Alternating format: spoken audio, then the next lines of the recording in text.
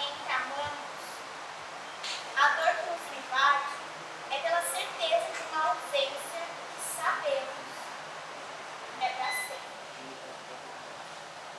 No primeiro momento, a dor da saudade nos impede de perceber uma outra forma de presença.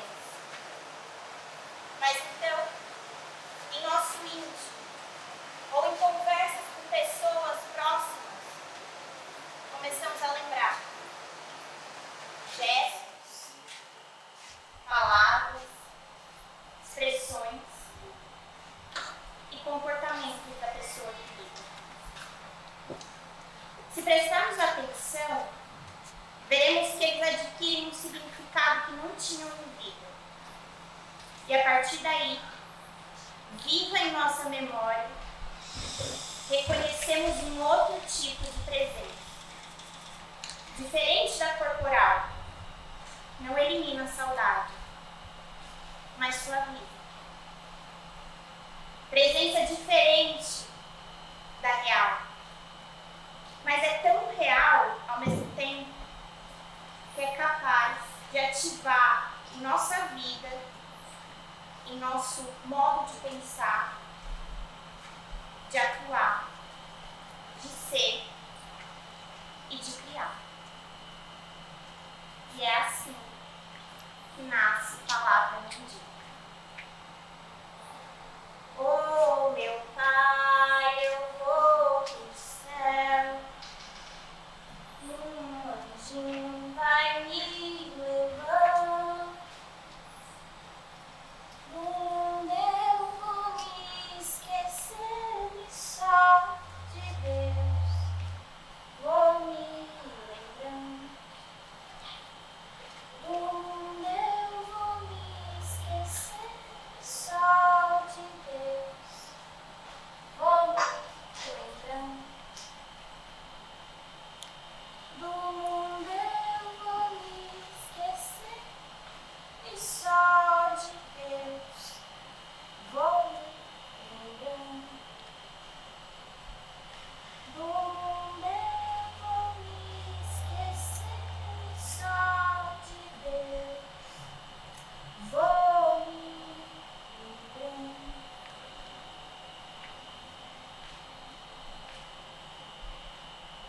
Bilhetes do meu pai.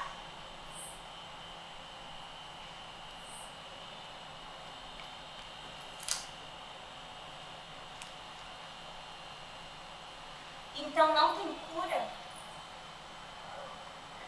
Você não esperava esse resultado dos exames, né?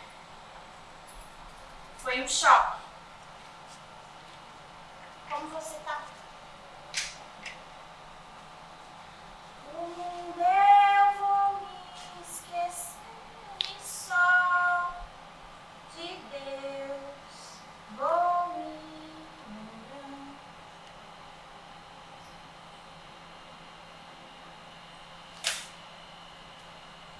Bilhete do meu pai. Eu não sei se o que eu sinto é dor ou ansiedade. É uma angústia que sufoca e me dá medo.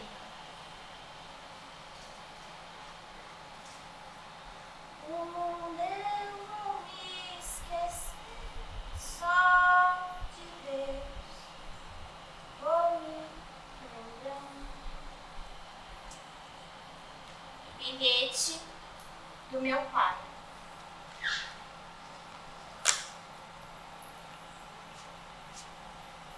Imagina que você está se afogando no meio de um rio. Qualquer galinho que passar, você vai querer agarrar. Onde eu vou me esquecer só de Deus, vou me lembrando.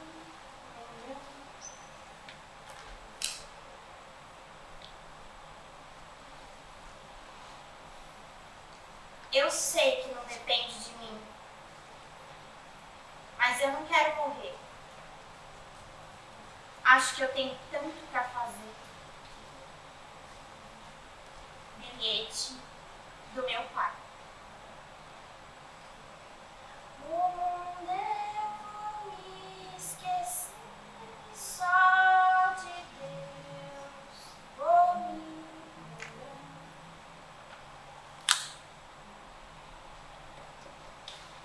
E se eu morrer, o que você pretende fazer? O mundo eu vou me esquecer, só de Deus vou me lembrar. Conversa comigo. Qual é o seu medo? O mundo eu vou me esquecer, só de Deus vou me lembrar. Bilhete do meu pai. Eu preciso de você comigo. Fica comigo, por favor. O mundo eu vou me esquecer, só de Deus vou me lembrar.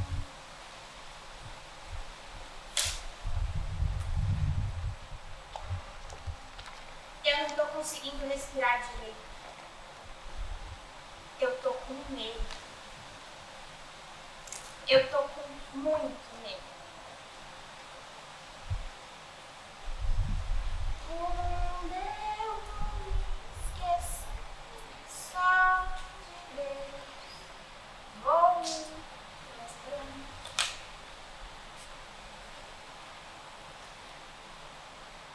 O que foi que aconteceu comigo? Eu estou esquecendo das coisas. Eu estou com medo de morrer. O mundo eu vou me esquecer, só de Deus vou me lembrar. Bilhete do meu pai. Eu tô com medo. Não posso mais ficar sozinha. O mundo eu vou me esquecer, só de Deus vou me lembrar.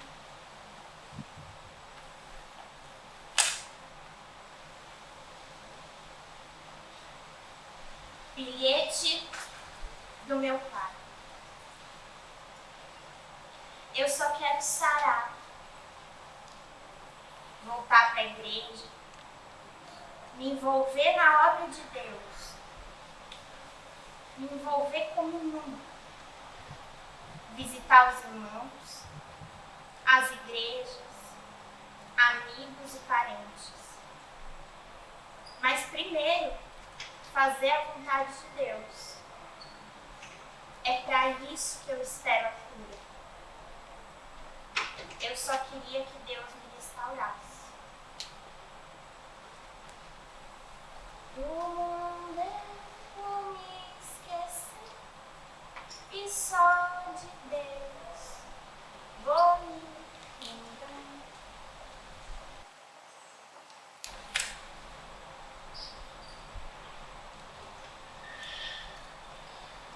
Tem hora que eu perco o ar e não consigo encontrar.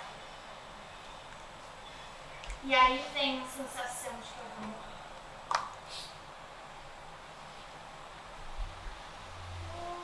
Eu vou me esquecer, só de Deus vou me lembrar.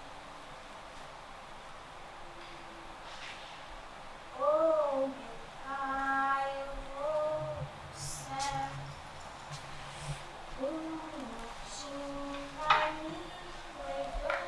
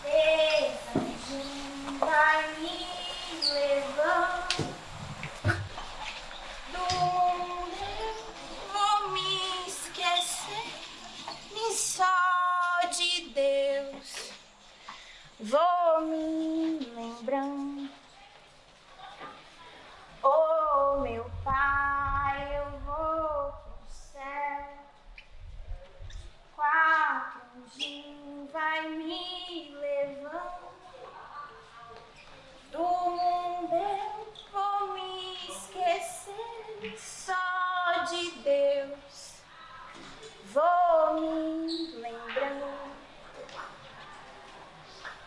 Oh, meu Pai, eu vou pro céu. Sim, hoje vai me levando.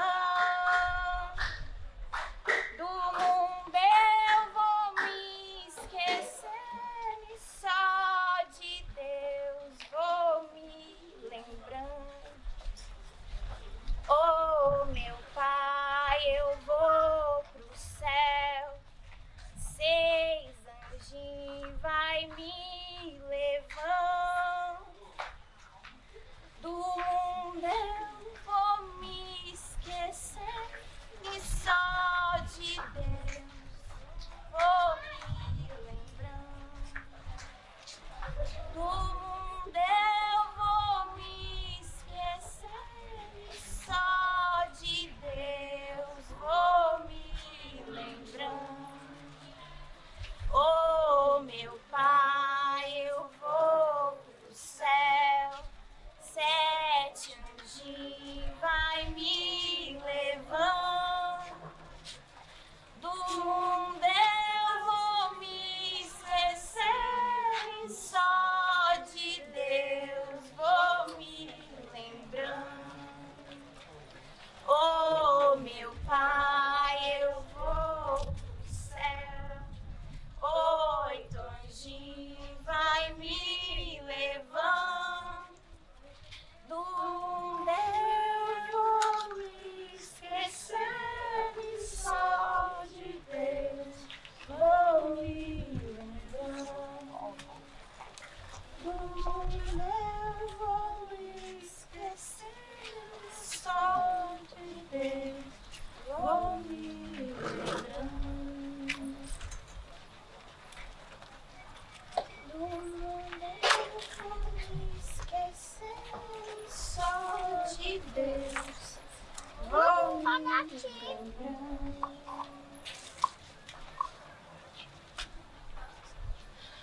O adeus. Dia 13 de março de 2014. Eu recomendo a todas as pessoas que construam castelos de areia. Castelos de areia são aqueles que fazemos na beira da praia, normalmente por diversão, por brincadeira, com as crianças. Na construção desses castelos nos esmeramos.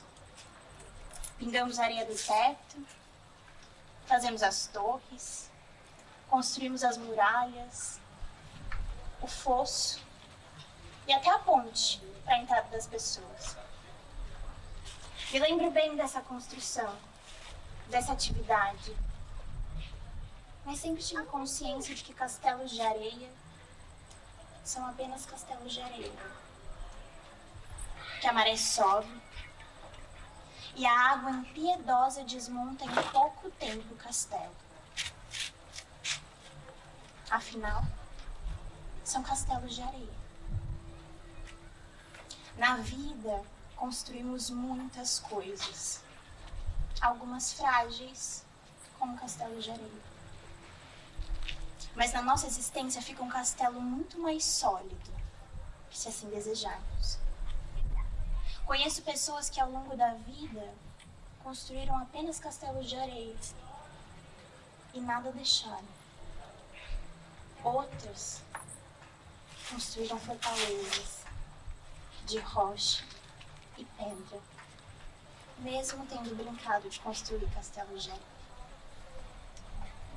Eu tive o privilégio de ter conhecido pessoas que construíram verdadeiros castelos. Castelos sólidos, que nos fazem querer construir alguma coisa que seja um pouco melhor.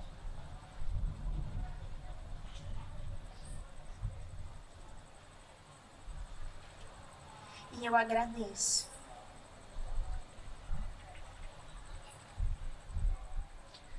Obrigada, Pai, por ter me ensinado a construir castelos que ficam para sempre.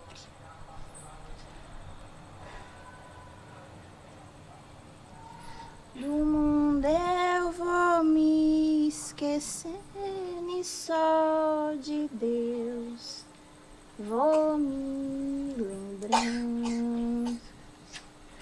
Do mundo eu vou me esquecendo e só de Deus vou me lembrando.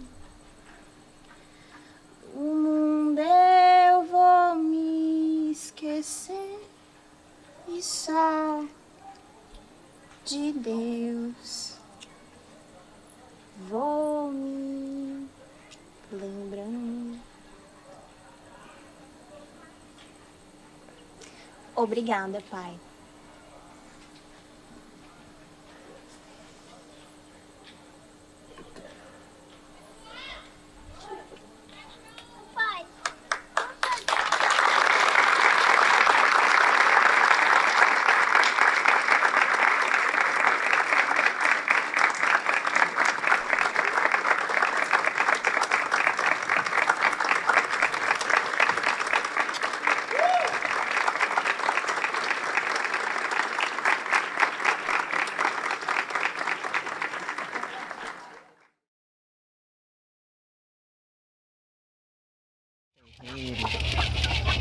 Amanhece o dia é na luta, botando comer para porco, botando comer para galinha, molhando canteiro, e pé de planta, de manga, de limão, de banana.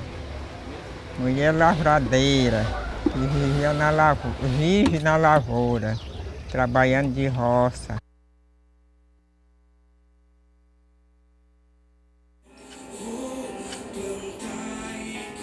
Eu crio galinha, eu crio porco, tem porco aí no cercado, tem galinha no terreiro. Amanhece o dia é na luta, botando comer para porco, botando comer para galinha, molhando canteiro, e pé de planta, de manga, de limão, de banana.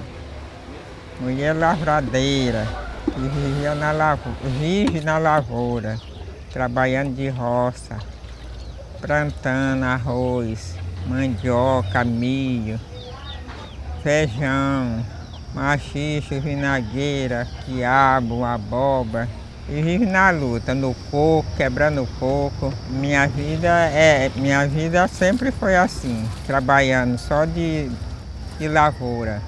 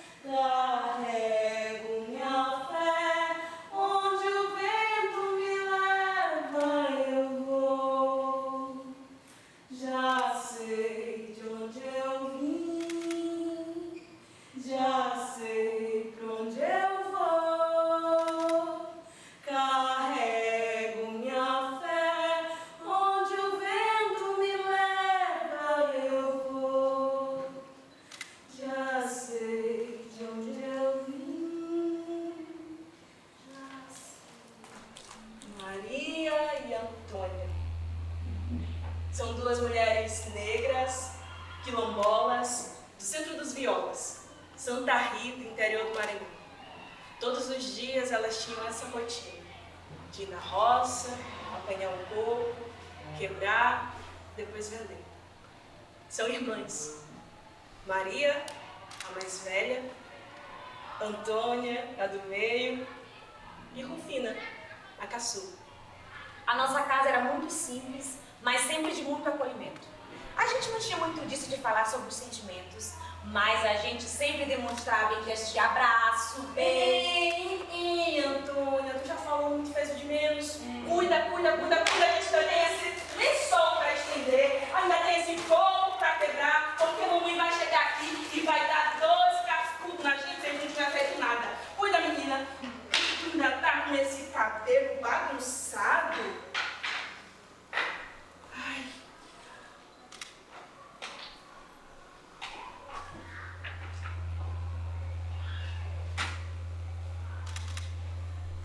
Eu sou o Atlântico Negro. Eu sou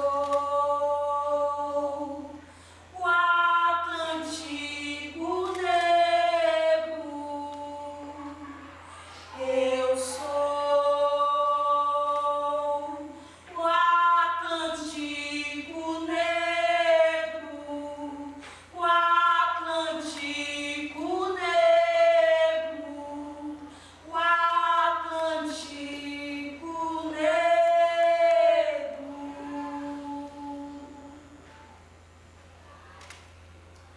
Maria e Antônia eram filhas de Helena, uma mulher alta, de sorriso bonito, quadril largo, cabelo crespo. Ela era mais conhecida como Fonte Pelada. Ela tinha esse apelido porque ela costumava fazer umas tranças corridas no couro cabeludo. E com a frequência dessas tranças, a frente foi ficando sem cabelo.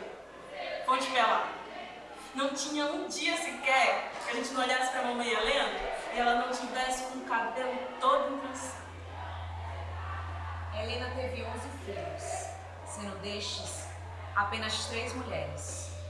Em um dos partos, ela perdeu um. Ele nasceu vivo e depois de 8 dias, faleceu. Isso era muito comum lá na comunidade. Aconteceu com várias outras mulheres também.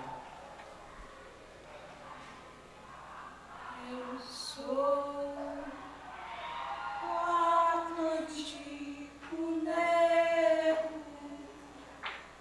Eu sou o Atlântico Negro. Eu sou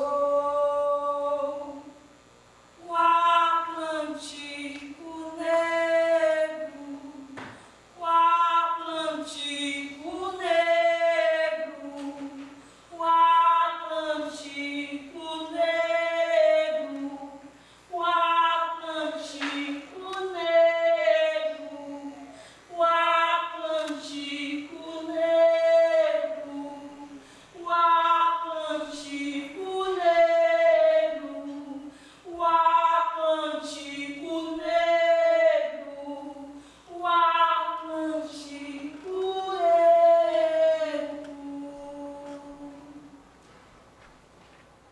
Agora aqui era a minha morada. O galpão ficou bem em cima. Era a minha casa bem aí. Aí é que era a minha casa. Daqui que eu fiz meus filhos. Aí morre um, morre outro, vai um, vai outro, e os outros vão ficando. E a luta ainda não terminou. E enquanto nós vamos pegar o documento da terra, nós estamos lutando, né? Aqui eu tive 4 filhos homens, 4 mulheres. E foi uma que morreu, foi enterradinha ali. Ainda nesse tempo a gente enterrava mesmo, era no terreiro. E eu tenho pra mim que ela foi enterrada por cá. Esse trechozinho aqui. Ela foi enterrada. Aqui tem muita criança enterrada. Morreu muita mangueira. Ah, eu sempre fui um cara. Para Darley.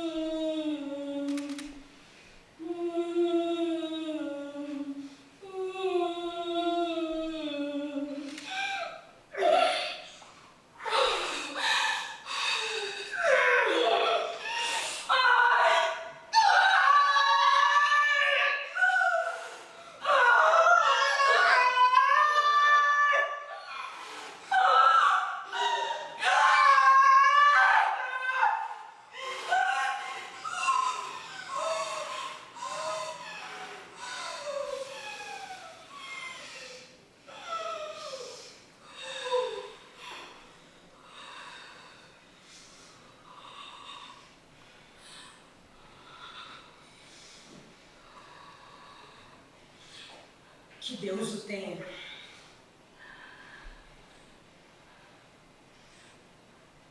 Não chora, meu bem, não chora. Não chora, que eu já chorei. Não chora, meu bem, não chora. Não chora, que eu já chorei. Não chora, não chora, não chora, que eu já chorei. Não chora, não chora, não chora, que eu já chorei. Não chora, não chora, não chora, que eu já chorei. Não chora, não chora, não chora, que eu já chorei. Não chora, não chora, não chora, que eu já chorei. Não chora, não chora, não chora, que eu já chorei. Não chora, não chora, não chora, que eu já chorei. Não chora, não chora, não chora, que eu já chorei. Não chora, não chora, não chora, que eu já chorei.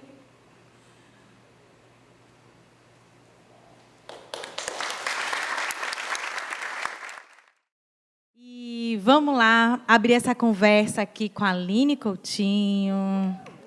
Espetáculo Palavra Não Dita. Cena curta. Vamos chamar a Brena Maria.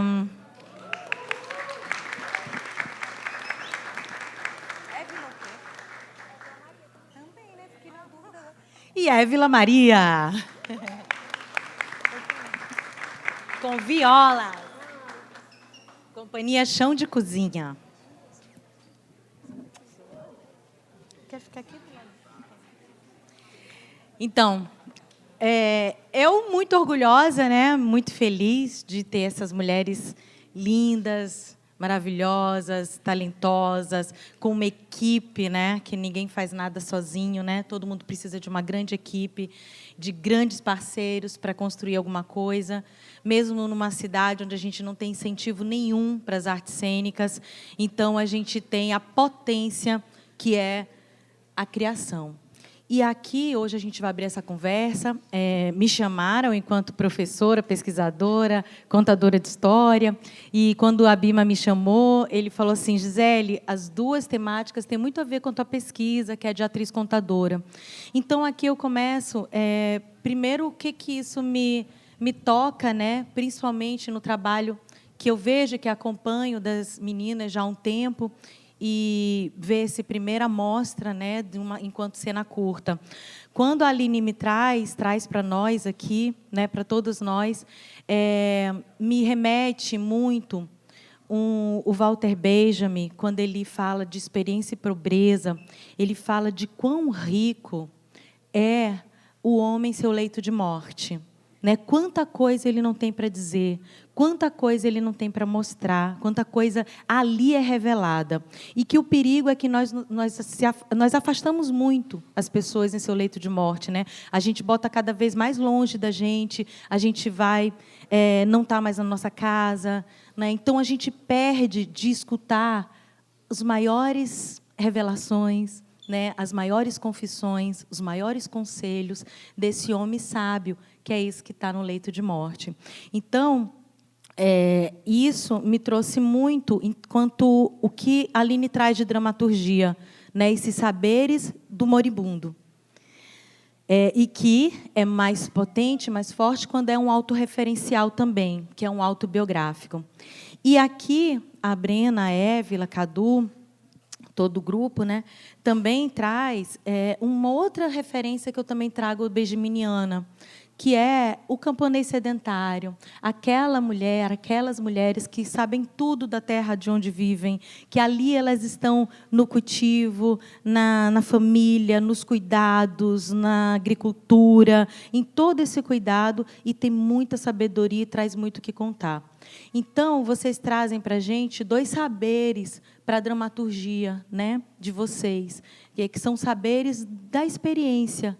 Todos são saberes da experiência, né? Um no leito e o outro na terra, né? Esses saberes da experiência. Então, a gente abre um pouco essa conversa aqui agora, falando sobre a potência das dramaturgias que estão na nossa experiência no cotidiano. Né? Seja quando um bilhete se torna dramaturgia, quando um texto científico se torna dramaturgia, quando uma narrativa e canções se torna dramaturgia, né? E as duas, né, os 2 trabalhos acabam também revezando canto, fala, né? Então são atrizes também que cantam e que falam, que revezam essa fala direto para o público, né? E suas próprias experiências. Então, a gente abre um pouquinho para que a Aline também possa falar agora, né, dessa transposição, né, de um material que é autobiográfico, de um material que é um referencial, autorreferencial, e que traz palavras não ditas por meio de muitos saberes escritos. Né, tu já tem, tá bom. Só. Bom, boa noite. É muito difícil falar de uma coisa que é muito nossa, assim, né? Eu tenho essa dificuldade. Mas palavra não dita, ela surge dessa vontade de eternizar algo, de ter algo que seja mais concreto em relação à memória de uma pessoa que é o meu pai, que estava se perdendo, assim. Então, faz 9 anos que meu pai morreu. E sabe quando você começa a sentir que a memória vai ficando mais fraquinha, fica um pouco mais difícil de você lembrar da voz da pessoa. Ainda mais na situação do meu pai, que passou 1 ano em tratamento de um câncer, e durante esse 1 ano ele não conseguia se comunicar verbalmente, só através de bilhetes. E eu tenho todos esses bilhetes, então chega um momento que eu olho para aquilo e falo: o o que eu posso fazer com isso, assim? E é muito louco, porque no início eu pensava, nossa, acho que vai ser fácil, assim, né, fácil entre aspas, de criar, num sentido de é um material muito potente, então acho que tem muita coisa para ser criada ali. Só que aí, num primeiro momento, a hora que eu olho para essas coisas, eu falo, eu acho que eu não consigo. Eu acho que eu não consigo criar, porque eu gosto de falar que esse é um trabalho que eu abro, né, para as outras pessoas, mas que é um trabalho muito meu também, de entender onde esses bilhetes me tocam, né, me afetam, de que forma eles me afetam, e experimentar. Acho que é muito bacana falar que não é a primeira vez que eu estou apresentando, desse formato foi a primeira vez, mas que sempre tem alguma coisa diferente, porque sempre toca num lugar diferente. Então, as pessoas... queria falar que no momento que eu estava saindo assim na rua, que as pessoas começaram a cantar junto também, é muito forte, assim, porque você fala, nossa, chegou num lugar que eu acho que era onde eu queria chegar, de como uma coisa que é tão minha toca outras pessoas também, né? Então, esse processo é importante falar que é uma cena que está em processo, né? É um fragmento de um processo de um trabalho que eu quero que seja maior.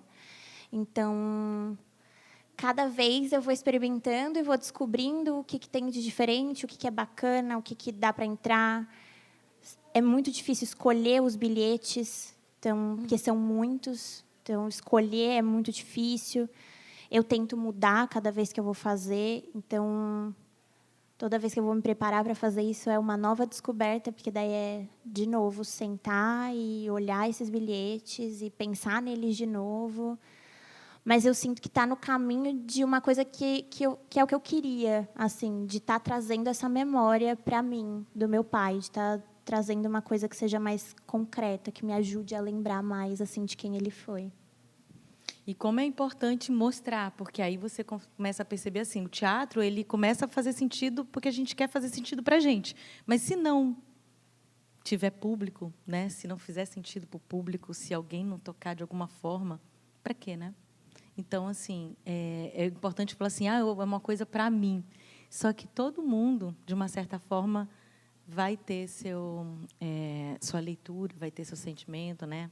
Então, assim, e quando tu transforma isso, né, que a gente pensa assim, o que pode, né, a arte no estado de dor, o que pode a arte no estado de saudade, o que pode a arte no estado de violência, né? O que pode a arte nisso, né? Qual o sentido, né, que a gente tem de fazer? Por que tu tem que fazer isso, né? Por que tu está nessa missão de fazer isso? Por que tu vê ali um grande material dramatúrgico, né? Um grande material biográfico, né? São perguntas que com certeza tu vai fazendo, né? Por que eu tenho que fazer isso? Por que eu quero fazer isso, né? Porque de alguma forma essas respostas vão vir no momento que você vai fazendo e que a gente for assistindo, né?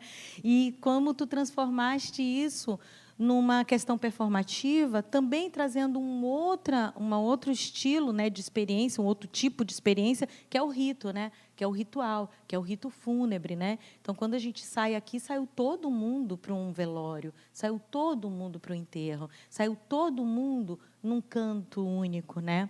Então, assim, com uma celebração, né? Então, assim, as cinzas, o cortejo, né, o leito, né? Tudo isso vai criando também sentido, né? Muitas lágrimas escorrendo, né? Aqui dos rostos. Por quê? Porque todo mundo tem um sentido de morte, né? Tem uma experiência de morte que tu ativa, né? E tu pegaste alguns temas, tu fala assim, são muitos bilhetes, né? E imagino o grande trabalho também de pesquisa, né? De achar temas recorrentes, temas transversais. A gente encontrou o medo, né? Como uma grande potência também filosófica de, né, o medo da morte, né, o que tu mais tem quando tu vai morrer, né? E Você falando disso, né? De quando a pessoa está no leito da morte, você descobre coisas que você não imaginava. Eu acho que essa é uma delas. Assim, ler esses bilhetes que não foram todos escritos para mim, isso é importante de falar também. Eu descubro um outro pai que eu não tinha assim na minha cabeça, né? Então, meu pai sempre foi um cara muito, não durão, mas de nunca chegar e falar. Eu acho que eu nunca escutei meu pai falar: estou com medo de alguma coisa.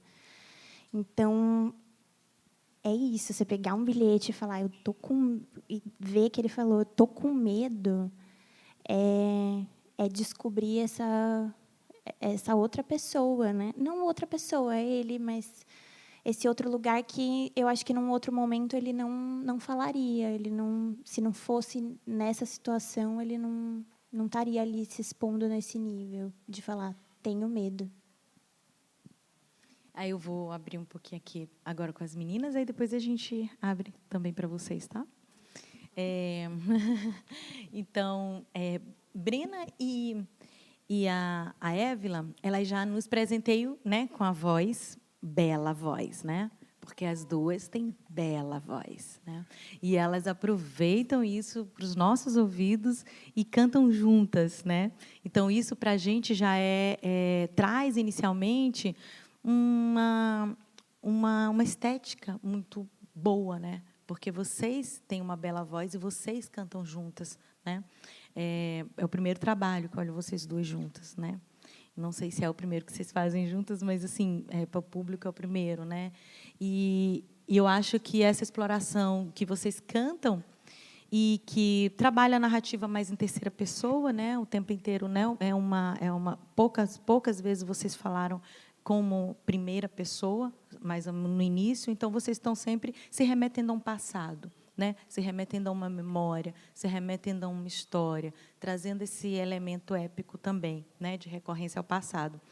Então, fala um pouco sobre esse território, né? Também sobre esse trabalho que tem também é um trabalho inicial, é um trabalho que também está iniciando agora, né, enquanto uma redescoberta de processos, né? Então, fale um pouco sobre essas escolhas, né, de trazer essa questão da mulher, dessa família, e que tem uma ligação muito direta com o Cadu, com essa pesquisa toda que ele desenvolve. Por isso que eu achava que Cadu tinha que estar aqui. Ele é o diretor, gente, né? só para Então, avisar. assim, e é um território que ele investiga há muito tempo, de familiar, então tem um autorreferencial, tem uma escolha de querer ser aquela pessoa, né? E algumas temáticas que muitas coisas vocês poderiam falar. E aí vocês escolheram algumas específicas, como a mulher e sua maternidade e seus desafios do cuidar, da terra e de filhos. Aí fale um pouquinho sobre essa construção e as escolhas.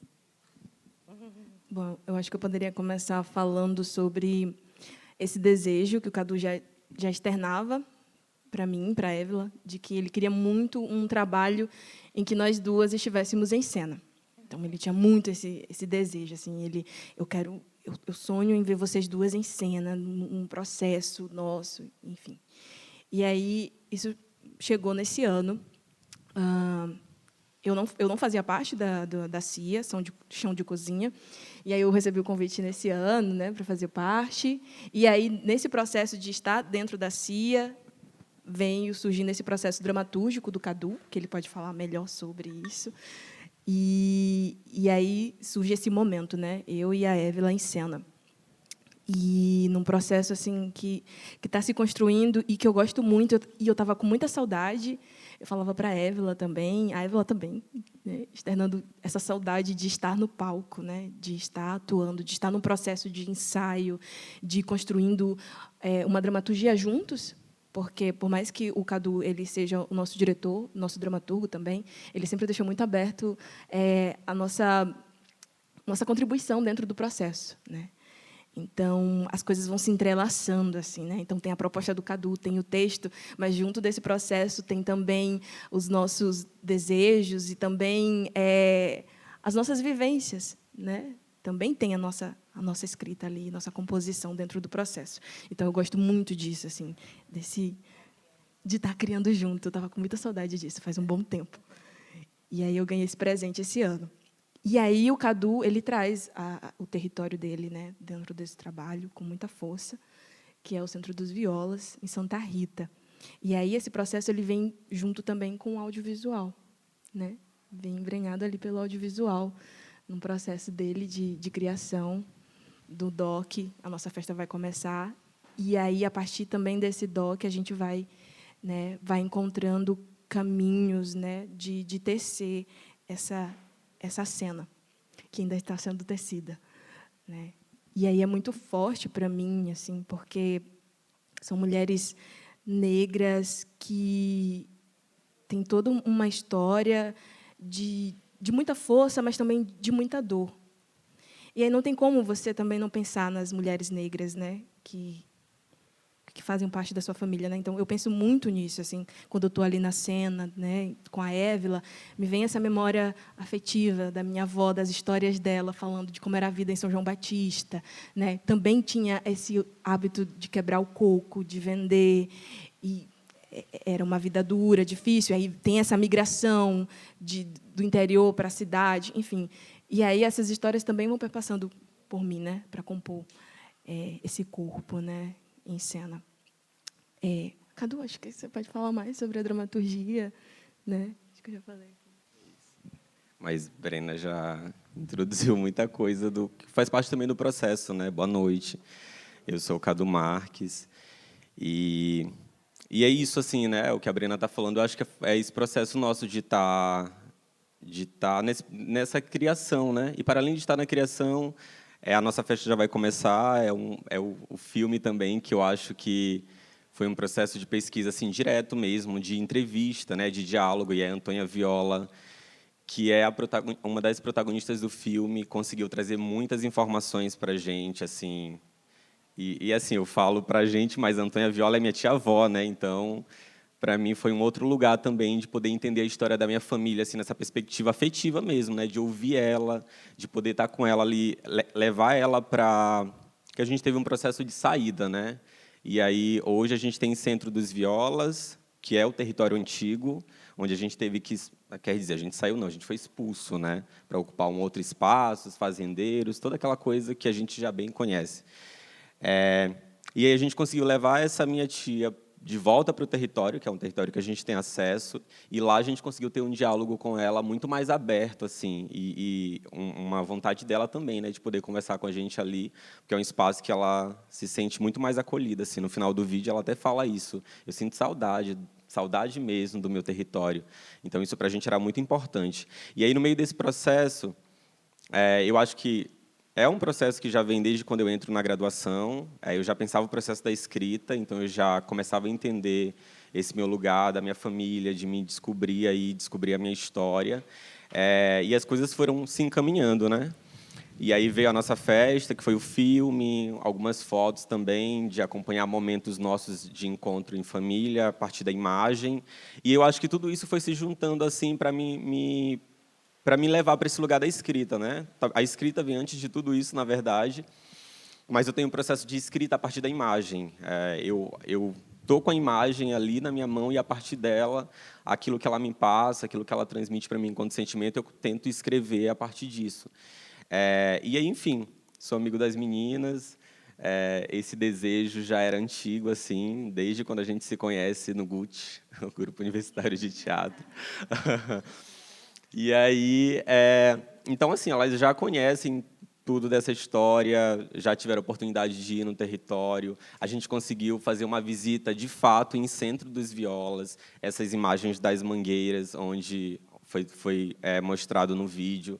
A gente teve a oportunidade de levar lá também para tentar se conectar com essa energia, com essa história. E aí também sempre nesse diálogo, né, que a Brena fala, assim, também de pensar a referência direta dessas mulheres também, das suas famílias, né, das suas avós, das suas mães. E aí talvez é importante falar que a minha família é construída dentro dessa perspectiva das mulheres, né? As mulheres encabeçam muito esse lugar de frente mesmo do território, né? E aí é um processo que está em construção, A gente ainda tudo está em construção, desde a dramaturgia, desde o processo teatral. Importante falar que acho que a gente tem 3 músicas, né? 2 músicas, não 3, mulher. São 3. Isso. Não, são 3 músicas, mas 2 músicas são da Brena, são músicas autorais, e aí a nossa ideia é que todas sejam autorais. Então, a gente também está nesse processo. E aí a última música é uma música que foi... A gente teve uma experiência...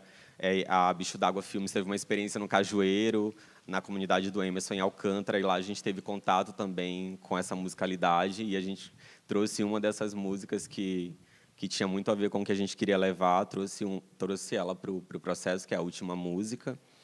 E eu acho que é por aí, assim, professora. Acho que é esse o rumo. Eu sou professora da maioria, né? Mas 1, 2, 3, 4, 5, 6, 7, 8, 9, 10. Não vai chamar de professora. Não, se alguém tiver alguma pergunta para mim, eu posso... Vou falar. Eu, assim, quando olhei o coco também, eu acho que o coco, com certeza vocês ainda vão explorar isso, porque é um processo, né? Mas a sonoridade do coco babaçu, ela é muito forte, né? Então, assim, trabalhar a musicalidade vocal junto com a batida do coco, né? Aquele saco de coco mexendo. Que sonoridades aquele coco pode trazer?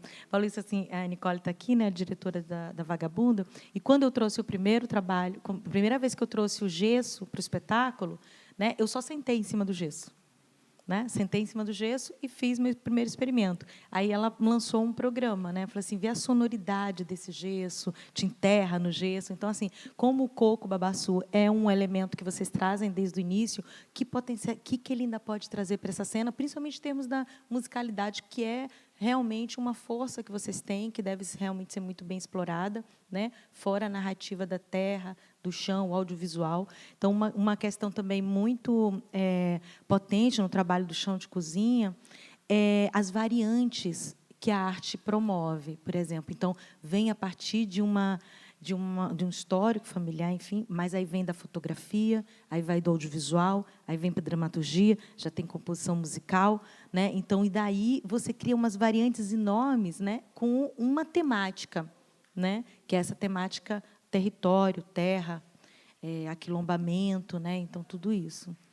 Então, é importante ver assim, o que isso ainda gera, né? Uma cena curta, que é hoje que se estreia, né? Que já é uma variante desse mesmo processo, né? Então, vamos abrir aqui para as pessoas que, se quiserem, tiverem perguntas. Eu sou aquela que tem muitas perguntas sempre, então, se vocês não forem... Que tá falando da musicalidade, né? Eu lembrei da música que tu canta durante o processo da cena. E aí eu não lembro de tu ter comentado em algum momento de onde vem essa cantiga, tipo... a linha, no caso. É mesmo, eu estava olhando para o Cadu, eu fiquei pensando, mas o Cadu nem está na... Acontece. Também, fala um pouco... Tu tá só nesse processo? Quem está contigo? Não, É Cadu? Porque todo mundo aqui é da companhia Chão de Cozinha. Mas... Pode falar isso, que é o peixe da Cia. Né? Vendeu peixe. E aí, só também fala quem mais está contigo na cena, né? Não, sim. A Cia Chão de Cozinha está junto comigo também nesse processo, no sentido de me ajudar a pensar. Foi um processo que nasceu meio sozinha mesmo, a ideia inicial. E aí, quando eu fui fazer a segunda vez, eu falei, gente, acho que eu não gosto do jeito que tá, me ajuda, preciso de uma ideia. E aí vem a Cia junto comigo, assim, para me ajudar a pensar. Foi um dia muito bonito, inclusive, que eu fiz em casa da outra vez, e eles estavam lá, assim, então... essas pessoas vêm junto comigo. Quem fez a iluminação foi o Rafa, não sei onde ele está. Então, o Rafa está ali, que também pensa comigo. Que o Rafa também acompanha minha história aí, desde que cheguei aqui, também tá junto comigo nesse processo. Sobre a música que eu canto, é uma encelença, que é um canto fúnebre mesmo. E eu conheci esse canto 1 ano depois que meu pai morreu. O teatro me trouxe esse canto. Foi uma época que eu estava com um grupo, a gente estava trabalhando o Alto da Barca do Inferno, e aí a gente fazia em Campinas também tem isso, eu não sou daqui. Mas eu estava trabalhando com isso lá, e a gente tinha um momento que a gente tentava resgatar essa coisa mais fúnebre, mais de essa conexão mesmo com o que e tanto que a gente nem usava na apresentação, era mais ali num momento para a gente se conectar junto. E quando eu fiz da outra vez, que não hoje, eu nem cantava essa música. Eu cantava uma outra que o Cadu tinha me apresentado, inclusive. Só que, sabe quando você não sente que é aquilo? Na primeira vez ficou muito bonito. Hoje eu tenho um vídeo, eu olho o vídeo e falo, nossa, tá bonito, mas não está encaixando ainda. E aí, um dia, eu lembrei dessa excelência e eu falei, eu acho que tem muito a ver, ainda mais com o final que eu faço, que eu vou caminhando assim, eu acho que tem muito a ver. E aí foi daí que surgiu.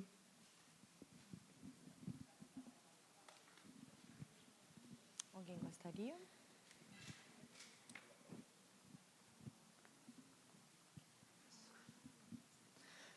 Boa noite, gente. Eu sou Elisiário. Não sei se é bem uma pergunta, mas acho que mais um comentário. Eu me senti muito tocado pelas duas apresentações, porque assim, acho que é uma coisa que o teatro traz para a gente, essa questão de gerar conexão. Com relação à apresentação de violas, eu sei que está em processo, está sendo tecido aí, que talvez seja diferente, mas eu queria saber qual a possibilidade de ser prolongado, ser adicionado para uma apresentação um pouco mais longa, e se vocês têm a vontade de explorar um pouco mais dessa mistura do ao vivo com o audiovisual gravado, de, sei lá, ver algum... Porque assim, o trecho que foi utilizado é um trecho do Doc de Cadu, mas se existe a possibilidade, se vocês já pensaram em, por exemplo, ver, talvez não necessariamente nessa apresentação, mas ver outras apresentações que envolvam o audiovisual já pronto com o ao vivo. Porque é uma coisa que mescla dois tipos de trabalhos que são diferentes, que nem sempre a gente vê isso no teatro. E é uma coisa que traz um peso maior, porque, para mim, por exemplo, que já tinha assistido o Doc de Cadu, que já conhecia um pouco da história, ver aquela cena ali me veio da memória, além da memória do filme que eu já tinha visto, mas uma memória da minha própria história, porque ali aquela questão do coco e tudo mais, eu como um menino que foi criado ali na região Tocantina do estado do Maranhão, sei quebrar um coco, sei fazer um azeite. Ver aquilo foi um negócio muito massa, muito massa. E se vocês pretendem explorar isso para apresentações próximas, dessa mistura do audiovisual pronto com o ao vivo.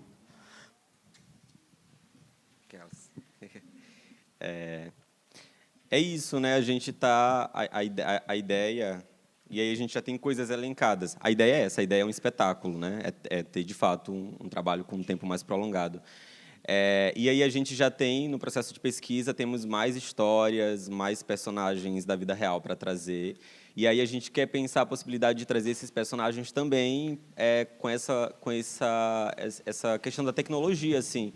A gente tem alguns documentos, e aí imagens fotográficas, que a gente quer, de alguma forma, também pensar essas imagens na cena. A gente tem mais imagens em audiovisual, e aí a gente quer, de fato, pensar esse lance da intermedialidade, né? Tentar criar esse discurso mesmo e esse diálogo delas, né, das atrizes na cena, ali no ao vivo, com essas imagens gravadas. Né? Tentar pensar de que forma a gente pode se conectar mais ainda nesse processo e pensar essa intermedialidade mesmo, né? Esse fluxo de conexão do audiovisual. Acho que responde, né? O que tu... Boa noite. Nos dois trabalhos, vocês trazem memória e família, né? Eu queria saber como que é para os familiares de vocês se verem em cena, né? Ou se eles já se viram, como que é essa relação? No meu caso, não. Que droga. Familiares. Em geral. Brincadeira, gente, brincadeira. Não, não tem ninguém da minha família de sangue aqui, né? Então ninguém teve a oportunidade de ver. Mas a ideia também surge porque quando meu pai faleceu, e a gente viu todos esses bilhetes assim, a minha mãe tinha muita vontade de escrever um livro. Ela falava, eu acho que eu vou escrever um livro usando esses bilhetes, falando da experiência dela, que também é completamente diferente da minha experiência enquanto filha, né? Só que minha mãe nunca fez isso, assim, nunca escreveu e tal. E aí, quando eu falei para ela da ideia do trabalho, eu lembro que ela ficou muito feliz, porque ela falou: você está fazendo uma coisa que eu gostaria muito de fazer, de uma forma diferente, mas é uma coisa que eu gostaria muito de fazer. Quando eu gravei a versão em vídeo, eu mandei para algumas pessoas da minha família para elas poderem assistir, e a resposta foi muito muito positiva, assim, de falar é isso, é muito bonito ver, porque você realmente está levando um legado do seu pai nesse sentido de quando eu falo, né, lá no final que eu agradeço ele por ter me ensinado a construir castelos que ficam para sempre, é nesse sentido assim também. Então essas pessoas ficaram muito felizes, quem teve a oportunidade de assistir. E no meu caso, é a segunda vez que a gente apresenta, né? Então, ainda não, assim, apesar da minha família estar mais perto também, mas nesse processo... No seu caso, é mais o audiovisual, Isso, né? isso que eu ia falar, assim, né? A questão do livro, né? Que eu tenho um livro também que fala um pouco sobre o território, e aí tem o filme, e aí a minha família já teve contato direto, então existe uma afetividade muito grande, assim, para mim foi muito bonito. Teve um dia específico, assim, né? Que a gente, antes de exibir lá na cidade, a gente lá em casa mesmo, assim, com o meu núcleo familiar, minha mãe, minhas tias, a gente colocou na TV e assistiu, e tipo, o meu pai se identificando, e aí teve uma fala do meu pai que a minha mãe falou assim, não é bem isso daí não, e aí tipo quis contradizer, o meu pai gerou enfim, foi gerando umas afetividades muito gostosas de ver assim a emoção nos olhos deles e delas, assim. Então, isso para mim também foi muito importante, né? Mas a ideia é essa, né? A ideia é também poder levar o trabalho para a cidade, né? Para também pensar o teatro na cidade de Santa Rita. Então, a gente, enquanto CIA, está trabalhando para isso também. Tem uma questão que eu me lembrei, assim, com a fala do William, porque quando você faz um trabalho que é autobiográfico, que tem referências familiares, né? Enquanto você não toca em questões que podem colocar em xeque as relações, tudo bem, se apresenta, né? Mas nem sempre o autobiográfico ele não toca em questões muito feridas, dores familiares e que são colocadas no palco, né? E que às vezes podem levar outros nomes de personagem, mas quem está vendo vai se identificar. Então vai saber. Então é uma coisa que toca também muito a questão do autobiográfico, os riscos de relações afetivas familiares também de ter que resolver isso, né? Porque, por enquanto, assim, ok, vocês vão estar ali, não estão falando com nada, pode ser que a história... Não é bem assim, mas não chega a ser algo que vai denunciar a violência doméstica, denunciar um pai que, enfim, pode ter feito estupro, enfim, milhões de coisas muito violentas e que podem estar ali no teatro, e que estão no teatro, que estão no cinema, que estão no audiovisual e que são reveladas muitas vezes em cena, sem antes nem a familiar, as pessoas saberem que aquilo vai ser tocado ali, né? Então, são riscos também do autobiográfico, são riscos do referencial. Eu lembrei de uma fala do B.R. Trans Silvério. Ele fala que teve um espetáculo que o pai dele foi assistir, né? E eles são assim de comunidades do interior, né? Tem uma questão tradicional e tal. O pai dele foi assistir e ele tirou a cena do espetáculo, mesmo que a cena não falasse do pai dele, falasse de outras memórias, de outras pessoas, mas o pai ia achar que ele estava falando dele. E ele disse que tirou essa cena porque ele não queria esse incômodo com o pai depois do espetáculo, quando chegasse em casa.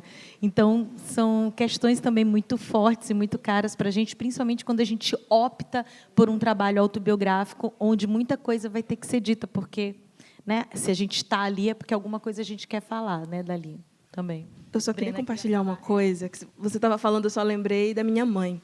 E aí, nesse lugar também, né, do autobiográfico. Antes de estar na CIA, eu ainda circulo com um trabalho solo, que existe muita coisa que não te disseram na escola. E teve um momento dele que eu repensei uma parte por conta da minha mãe. Então, foi em 2019, estava naquela tensão pró-Bolsonaro, enfim, aquela coisa. E aí, no texto, eu citava, né? Citava o número 17. E aí ela me pediu para que eu não fizesse.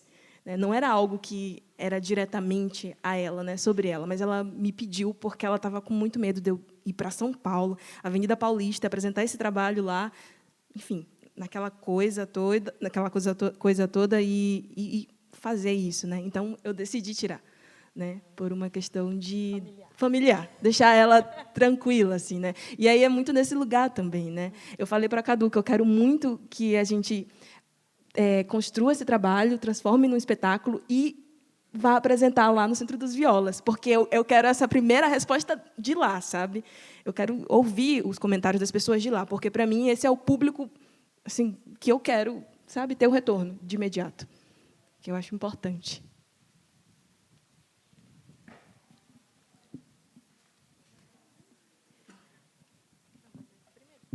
Tá bom. Boa noite, gente. Boa noite.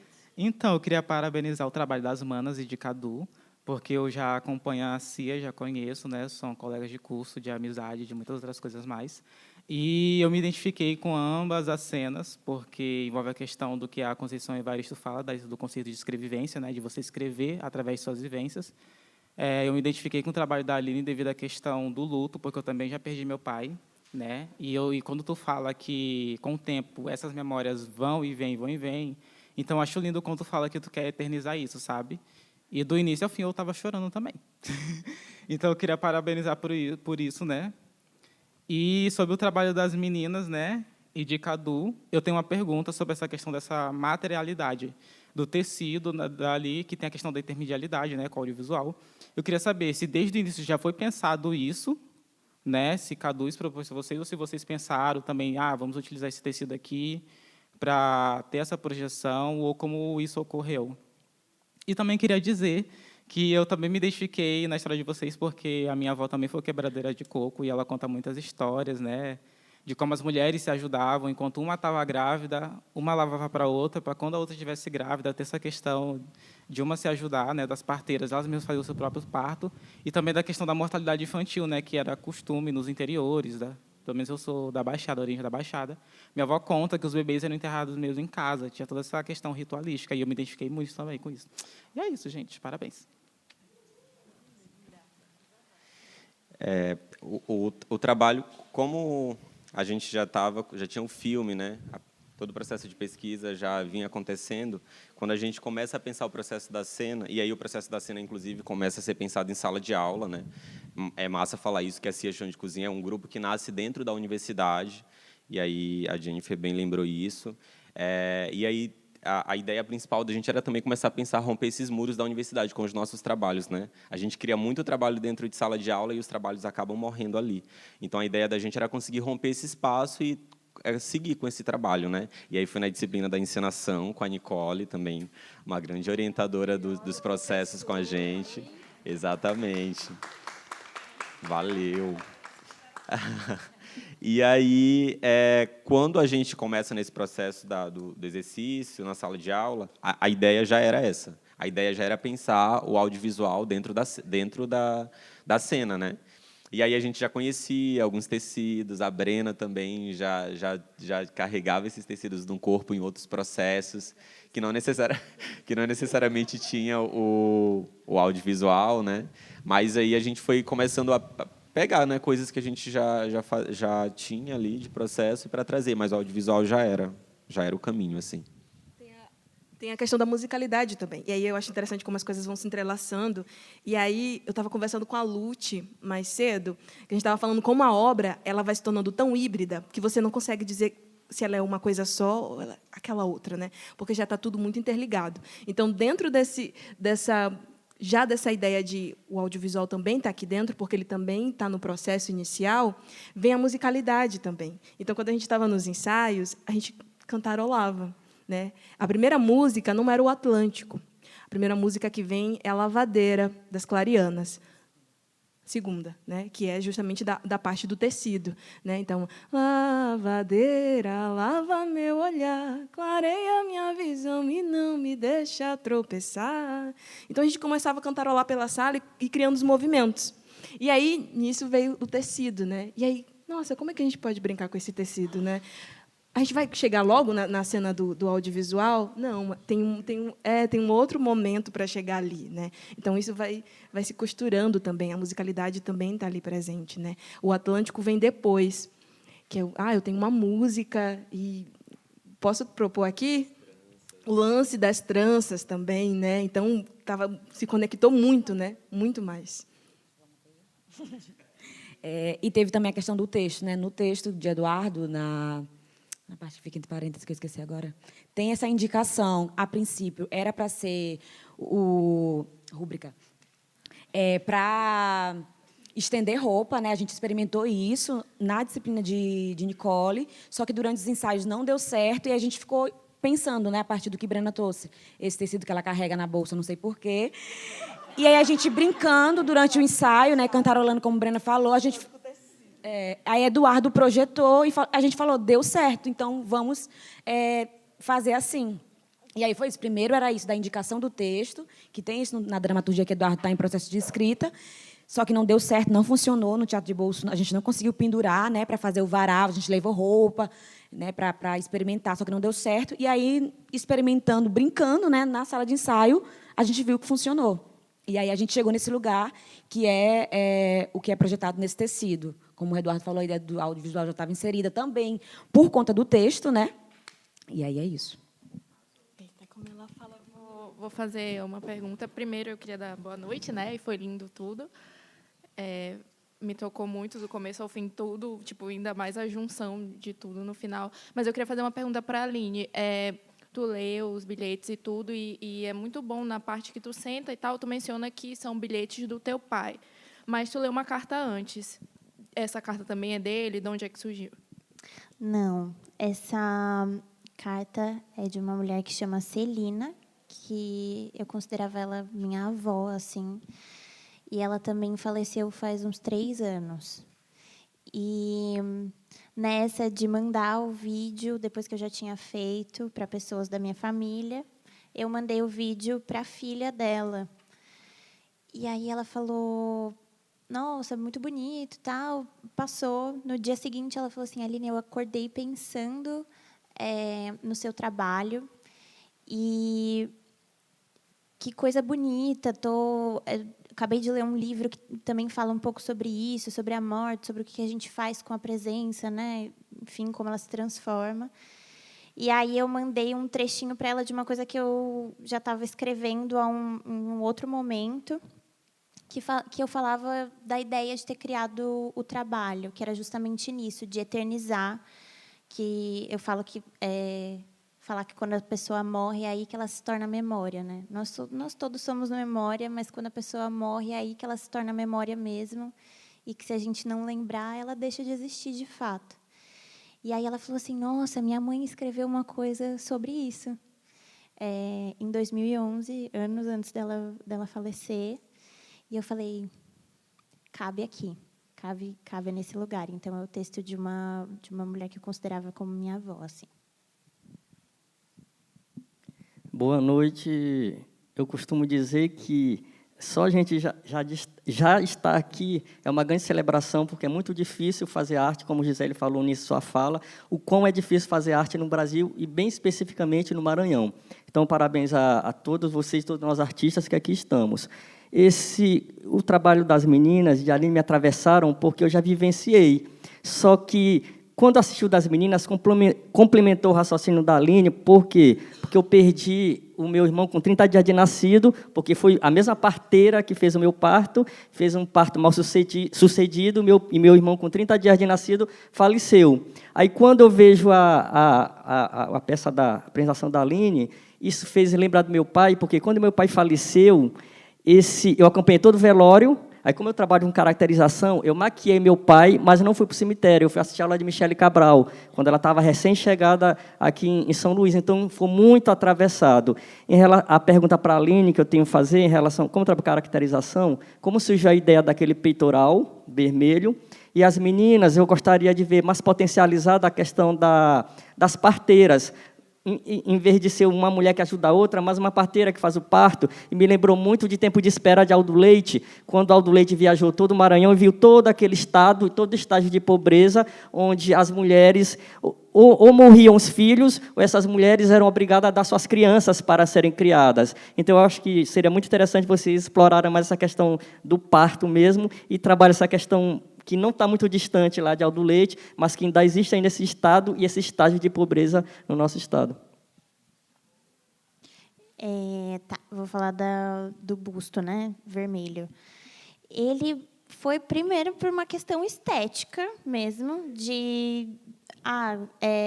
inicialmente eu fazia a cena inteira vestida de preto, uma coisa do luto, enfim. Só que daí eu falava, acho que precisa de um destaque, precisa de ter alguma coisa ali. E aí, antes, a minha ideia era fazer alguma coisa com fotos do meu pai, assim, no busto. Talvez, quem sabe, para a próxima. Mas aí, dessa vez, foi mais nesse sentido do destaque, de dar algum destaque para a cena, assim mesmo, mais visual. Foi mais uma indicação, né, a questão das parteiras. Obrigado, inclusive. Mas a questão das parteiras, inclusive, chega para mim no filme, né? Na entrevista com a minha tia, ela fala sobre, ela traz todas essas questões. E aí, a partir daí, eu comecei a ir para minha bisavó, a ir para as minhas tias, a começar a entender. E aí, nesse processo, a maioria delas o parto foi feito por uma parteira específica que não está mais em vida. No caso e essa minha tia Antônia que aparece, inclusive, ela era uma auxiliar das parteiras na época.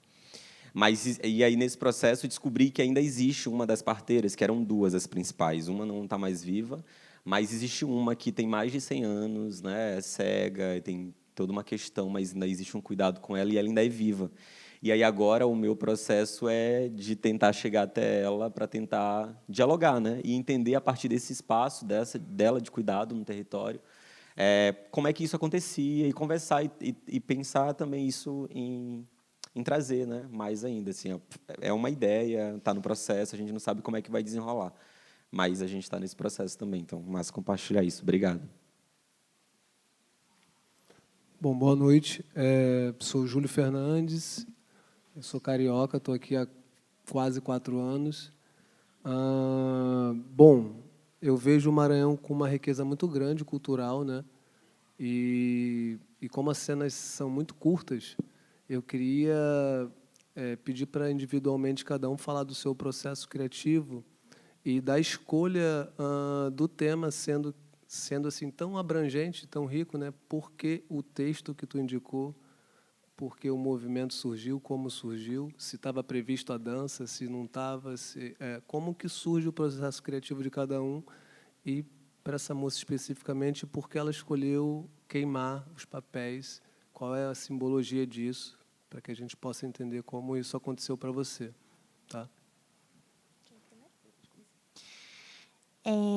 Uma boa pergunta. A ideia de queimar os bilhetes, primeiro, por pensar no final da simbologia do me desfazer, das cinzas, depois. Então, é mais uma ideia de um processo ritualístico mesmo. Quando eu falo essa coisa, né, dessa cena é muito minha, é nesse lugar que eu falo, de ser um rito de passagem, assim, também. Então, é uma forma que eu encontrei de agradecer e de dizer adeus, talvez, também. Então, quando eu queimo, é nesse sentido. Mas tem, assim, uma coisa muito gigantesca por trás também, que quando eu começo a pensar nessa performance no ano... Não, foi esse ano ainda, com a Nicole também. Foi a partir de uma pergunta disparadora, assim, dela, que ela fez a gente sair num dia para a gente pensar, para a gente observar as coisas e voltar com uma pergunta. E falar um pouco sobre como foi esse processo de sair e observar as coisas. E aí eu falei que eu fui andando, e quando eu cheguei, eu falei, poxa, acho que a minha pergunta é qual o controle que a gente tem sobre nossa vida? Porque eu falei, eu acho que eu estou muito cansada, porque eu sou fumante. Aí eu falei assim, eu acho que qual o controle que eu tenho sobre eu ser uma pessoa fumante? E o meu pai foi fumante durante muitos anos. E aí eu falei, tem isso de como é que... A pergunta que surge era como eu fumo as palavras do meu pai. Nunca vou esquecer essa pergunta. E a gente tentou pensar milhares de coisas visualmente para experimentar isso, de fumar as palavras. E aí foi ficando muito complexo, né? Muito difícil pensar nisso. Mas tem essa simbologia do queimar, da fumaça, do ir também. Eu acho que a fumaça ela expande, né? Ela chega num lugar que a gente não tem ideia onde foi que ela chegou. Então, também tem isso. Mas eu acho que o queimar está muito ligado a esse ritual mesmo. E eu acho que a gente até falou um pouco assim do processo, do texto, né, como tudo isso surge. Mas assim, a minha entrada na universidade foi essa porta do meu entendimento enquanto corpo no mundo, assim, enquanto corpo político, né? Enquanto corpo preto, enquanto corpo gay, enquanto corpo quilombola. Então, foi um espaço de entendimento mesmo para mim. E aí, nesses entendimentos, quando eu me entendo enquanto pessoa quilombola, eu começo a também querer descobrir, né? Tipo, que corpo é esse, de onde vem, que família é essa, que comunidade é essa. E aí foi nesse processo que essas modalidades, essas linguagens artísticas, né, que seja a escrita, a fotografia, o audiovisual, o teatro, começaram a serem suporte assim nesse entendimento. E aí eu comecei a pensar também essas possibilidades artísticas como forma de materializar a história da minha família, as memórias dos meus, que já estavam perdidas e ainda se perdem. Então, eu comecei a pensar tudo isso como possibilidade de materializar, né? E aí, a partir daí que vem todos esses processos, né? A partir desse desejo com as meninas. Enfim, então, eu acho que o processo vem por aí, assim. E aí, uma coisa que a Aline trouxe com a Nicole, inclusive, a Nicole devia fazer parte dessa conversa aqui com a gente, é que a Nicole foi muito importante, eu acho, ter esse processo com ela, assim, porque a Nicole propôs muita coisa em sala de aula, né? E aí ela tinha um rolê de programas, que a Gisele já até falou essa palavra. Ela tinha uma questão da gente pensar esses programas, né? Esses programas era para a gente, de forma direta, começar a pensar que estrutura de cenas eram essa que, no final, iria formar a nossa cena completa, né? Pegar cada trecho e tentar esmiuçar, né, eu diria. E aí foi a partir desse processo também de exercício com a Nicole que eu fui começando a entender, assim, né? Entender por que caminhos a gente deveria seguir. E aí, óbvio, levando isso também como proposição para as meninas e a gente também indo articulando coisas coletivamente. Eu acho que o processo foi se dando assim também, né, de forma muito coletiva, né? Tem se dado assim de forma muito coletiva. Então, eu acho que essa questão dos programas, né, de esmiuçar as coisas, eu acho que foi essencial para a gente conseguir chegar nos caminhos, assim, sabe? Nos caminhos que a gente está querendo seguir, né? No processo do audiovisual que a gente já tem, na escrita, na visita ao território, conhecendo essas figuras, né? Graças às deusas, a minha avó e a minha tia ainda estão vivas. Então, foi muito importante também levar as meninas para não só conhecer a minha família, mas também para ter esse contato com elas. E aí a gente tem voltado, quer voltar mais. Então, é um processo que está, de fato, ainda acontecendo, né? E dessa forma, assim.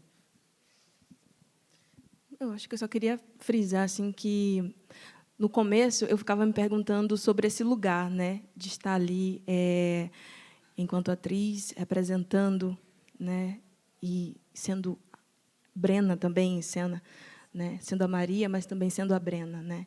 E aí nesse lugar também que é de pedir licença e ter respeito por essa memória que é viva, né, que está viva. Então eu tenho um respeito muito grande e tento trazer isso dentro do meu trabalho na atuação.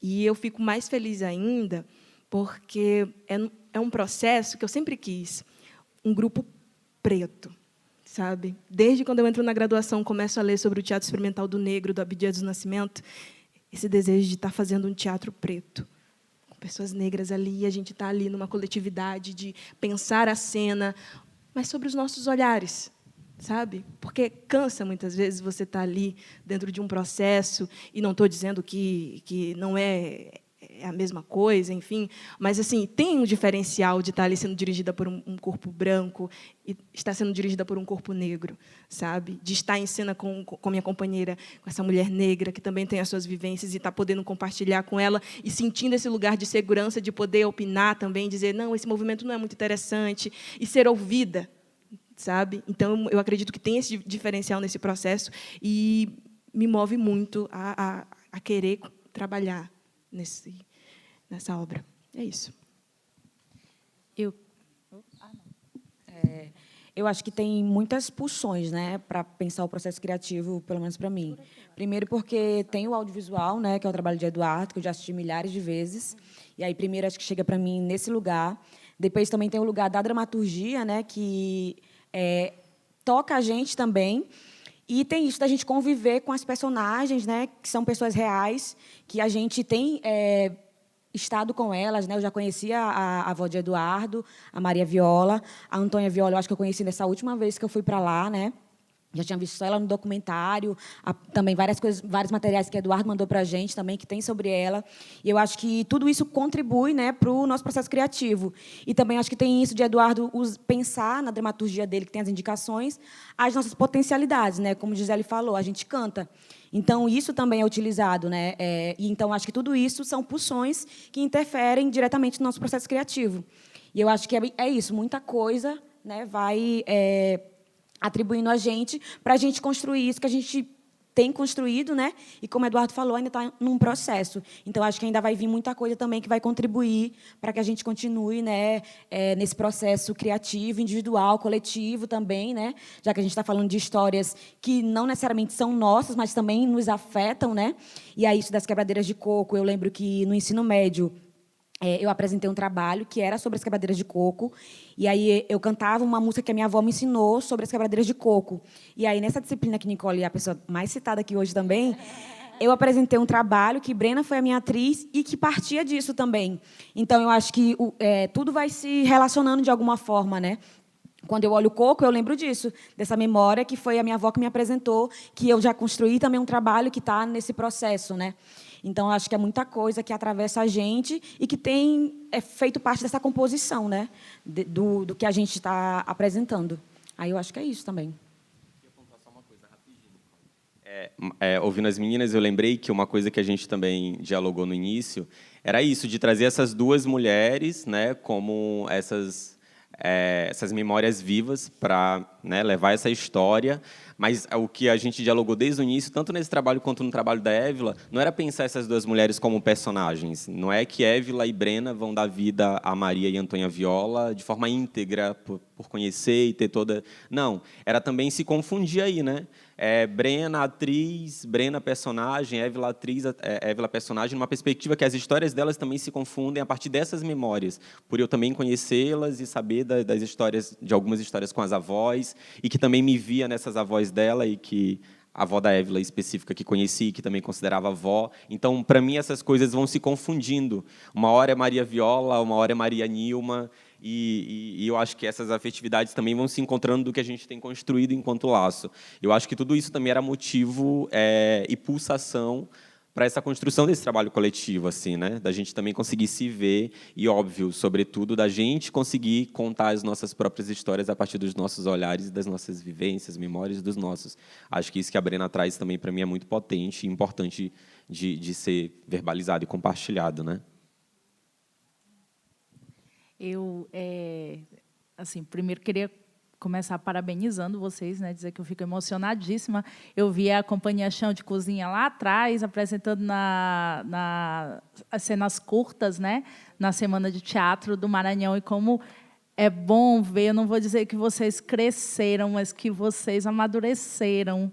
Como é bom ver vocês jogando em cena assim, dessa maneira tão segura, esse jogo tão firme, né? E o que eu queria falar um pouco é sobre as materialidades, né? Assim, queria elogiar desde da escolha, né? Desde o tecido que vocês usam, né? Até a maneira como vocês elaboram esses elementos. Primeiro, a linha, né? O busto, talvez não tenha sido intencional, mas você traz um peito que sangra para nós. Esse peito vem, chega na gente, e se eu puder te dar uma contribuição, eu levaria ele até a garganta, por causa de todas as coisas que você já me disse, né? Eu lembro também das nossas, a gente passou 6 meses conversando sobre o que podia um corpo, né? E o que pode um corpo quando sabe que vai morrer, né? E a gente não encontrava o dispositivo, mas a gente conversava e não encontrava o dispositivo, e não foi porque ali era o momento da gente conversar. E quando eu te vejo aqui com os dispositivos, fico muito emocionada, né? Tem 3 imagens que me chamam muita atenção, que é essa entrada desse peito que sangra, né? Essa defumação da memória do seu pai na gente, aqui, quando você defuma a gente, né? O direito a não esquecer. Né? E quando se faz a cremação lá fora. Assim, então, para mim, eu fiquei muito emocionada aqui, não quero chorar, mas de te ver encontrando esses dispositivos. Né? E esse é o processo. E com os seus é que você vai encontrar isso mesmo, né? Compartilhando. E aí vem a generosidade dos nossos colegas, vem a generosidade de um diretor, um possível diretor, né? De saber que não é só o desejo dele, não é o seu pai, é como tornar o teu espetáculo o espetáculo dele. Como que a Brena torna o espetáculo do Cadu o espetáculo dela, né? E como que os nossos afetos se tornam a voz de uma multidão, se acopla nas pessoas, né? Porque se isso não tiver, como que a gente faz a relação, né? Como é que o teatro acontece? Então, assim, só essa coisa que eu queria falar primeiro, não quero me emocionar muito. E, né, primeiro dizer que essas meninas têm outra cena linda, delas duas, Évila e Brena, também, que eu nem sei porque que não está aqui, né? Que é... Eu acho que a Cia já ocupou muito, né? Não. Que é uma cena lindíssima também, que vem a partir da memória da avó da Évila e que vem para... Oh.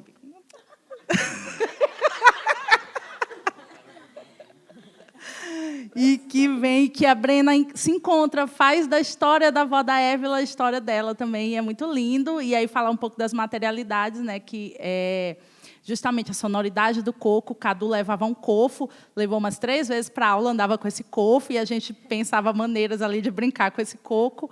E que eu vi ali, vejo uma criança, né, naquele coco, ali uma criança sendo preparada, uma criança sendo embalada. E como vocês, num acidente de não conseguir pendurar o tecido, vocês encontram uma coisa que se derrama dali, porque essa projeção atravessando essas mulheres, a tua tia atravessando, acho que eu já falei isso para ti, né? Atravessando essas meninas, eu colocaria mais movimento, exploraria mais, mas assim, é lindo, né? Então, assim, como a escolha de tudo, talvez acidental, não deixa de ter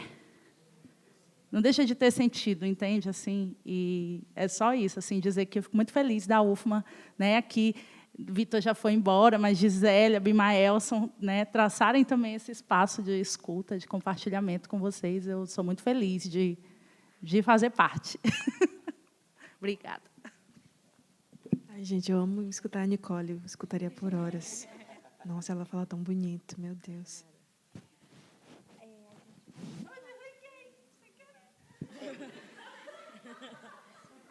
Já encerrou. Então, a gente vai encerrar. Acho que está no horário, né? São 9 horas, né? E é isso, né? É isso. É isso. Então, assim, agradecer, né, todos que estiveram aqui. Amanhã, de novo, maratona, né? Território Corpo. E uma coisa também que me passa na cabeça nesse momento final, a gente tem o Território Corpo, vocês estão tendo a oportunidade de estar aqui. Isso é um incentivo para que vocês montassem, para que vocês apresentem. E aí, qual é o próximo incentivo, né? Porque às vezes a gente não é aprovado em edital, às vezes a gente não vai ter um festival, né? O que pode autogerir essas criações, né? O que vai fazer que vocês vão semana que vem continuar indo para a sala de ensaio, mesmo não tendo uma apresentação em um festival? Né? E são muitos desafios que a gente passa em termos de produção cultural, porque vocês vão se envolver com muitas outras coisas. Né? Então, o que é possível dentro do grupo, dentro dessa autogestão, para que vocês realmente coloquem, né? Assim, não, nós vamos continuar porque nós queremos continuar, né? Nós não montamos só para o festival, né? Então, assim, é um projeto nosso, né? É um projeto de vocês. Então, perspectivas futuras, né, que vocês possam falar, vocês enquanto grupo, agora a gente pode juntar os 4, né? Embora a Aline esteja aqui como solo, né, que faz parte também da pesquisa dela, da graduação, né, de monografia, de conclusão de curso, mas vocês podem falar agora enquanto grupo, né, perspectivas futuras, encaminhamentos, né, mesmo se tudo não der certo, vai dar certo, sabe? Essa coisa assim, mesmo se não der certo, vai dar certo, sabe? Porque a gente não vai deixar que não dê certo, né? Por conta de outra política cultural falha e perversa. Então, bom, eu acho que uma coisa que tem muito a ver com a gente e com a companhia e com esse desejo de não parar é uma coisa que o Abimaelson falou para mim uma vez, que ele virou e falou: talvez esse seja o projeto da sua vida. E eu acho que é isso, a gente está trazendo nossa vida, né? E desde que conheço o Cadu, desde que a gente entrou na graduação, a gente fala muito disso. Então, eu acho que a gente não para, porque talvez isso tenha a ver com o projeto da nossa vida, assim, de viver. Então, é buscando. Então, a gente está fazendo burocraticamente, estamos, lógico, tentando milhares de editais, milhares de coisas, mas eu acho que tem uma coisa que é maior ainda, que é esse desejo de fazer independente das circunstâncias, assim, porque é um projeto que a gente acredita e que tem muito a ver com nós, né? Com a história que a gente quer contar mesmo. Eu acho que desde quando a gente entra na universidade também, a gente tem esse desejo da produção coletivo, né? Esse desejo de produzir mesmo, assim, isso que eu já falei, de romper os muros da universidade, de conseguir levar esses trabalhos para outros espaços e continuar em processo, continuar trabalhando, criando. E aí é massa, assim, por exemplo, a nossa casa vira o nosso espaço de ensaio, a gente afasta a mesa para lá, banco para ali. E aí esse espaço se torna outra coisa e é o espaço que a gente se prepara, que a gente se encontra, que a gente vai dormir 3 horas da manhã, sabe? Então, a gente vai buscando outras formas também, né? A gente não tem um espaço específico para isso, então a gente vai pensando outras possibilidades. Agora, nas loucuras também de sermos produtoras e produtores, né? Então, a gente vem desse processo na academia também, todo mundo aqui que é artista se autoproduz o tempo todo, então a gente também está coletivamente trabalhando isso, pensando nos editais, essas portas que são abertas, né? Inclusive a gente tem um trabalho aprovado agora na Vale, aqui na Vale, no Dança Aqui, então quando essas coisas vão acontecendo, parece que cada vez mais vai fazendo sentido e vai pulsando mais ainda na gente esse desejo de escrever, de ir atrás de edital, de não perder prazo, de se reunir coletivamente e de, né, ir pensando aí todo esse processo da escrita. Enfim, então eu acho que é esse lance mesmo de coletivo, né, de estar junto, um rolê clichê, mas é de pegar na mão mesmo e se ajudar e e criar, né, juntos e juntas. E aí, nessa fala, aproveito para dizer também, o Elisiário tem sido uma potência na Cia Chão de Cozinha, a Emily Mendes, lá atrás, maravilhosa, que também não está aqui na mesa, mas são pessoas que estão trabalhando com a gente numa perspectiva da comunicação, né? Então, eu acho que é massa falar sobre isso também, desse lugar do coletivo, como a gente vai encontrando pessoas que estão dispostas a somar com a gente, sabe? Então, também para aproveitar esse espaço para agradecê-los. E também tem isso, né, da gente acabar se inserindo em vários campos das artes. Por exemplo, a gente está no Dança Aqui, que é dança, teatro e audiovisual. Então, a CIA não é uma CIA somente teatral. Ela é uma CIA que está dentro de vários campos da arte, né? A gente... Literatura. Então, acaba que também vai para todos esses lugares. Que é interessante também para a gente, porque a gente se aproveita, né? Já que a gente escreve, já que a gente também faz parte da área do cinema, já que a gente também é do teatro. E a gente vai entrando nesses editais que também cabem a gente. Se não couber, a gente vai fazer caber, né? Porque é isso.